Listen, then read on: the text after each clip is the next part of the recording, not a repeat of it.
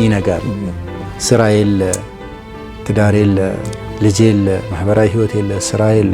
እንዲህ ድብልቅልቅልቅ የሚያደርግብህ ነገር ይሄ የጌም ህይወት ውስጥም አዙሪት ውስጥ የሚከታቸው ብዙ ልጆች አሉ። ያው በነፃ የተገኘ ነገር ዋጋው አንተ ነህ ይባላል አይደል? አንተ ነህ የሆነ ነገርን እየከፈልከው ነው።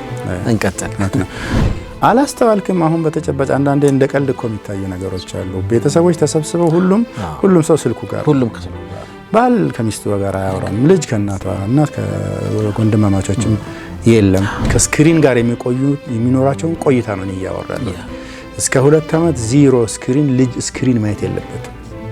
አይናቸውን አታጥፎ የልጆቻችን እና የበሬ ሆይ ሳሩን ብቻ ሳይሆን ገደሉን ማለት ይኖርብናል አይደል? ገደሉንም ስናየት ሳሩን ይበላዋል፣ ግን ገደሉ መጠንቀቅ ነው እንጂ ሳሩን አትብላውና በራብ ሙት አይለውም መሰለኝ በሂሉ።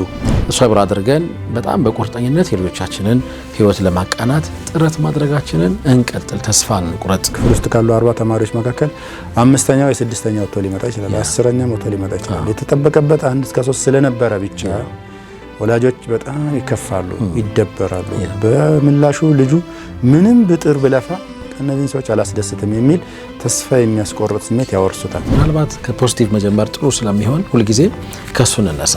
እነዚህ ነገሮችም ራሱ ልክ እንደ ሱስ ሌሎች እንደ ሀሺሹ፣ ሺሻው ምናምኑ ሱስ ሆኖ ሰው አትፈልግም። ከነሱ ጋር ብቻ ኢንተራክሽን ይሆንና የራሱ የጎንዮሽ ጉዳቱም አንዱም ይሄ ነው። በጣም አደገኛ ነው፣ ሲበዛ ሲረዝም ማለት ነው።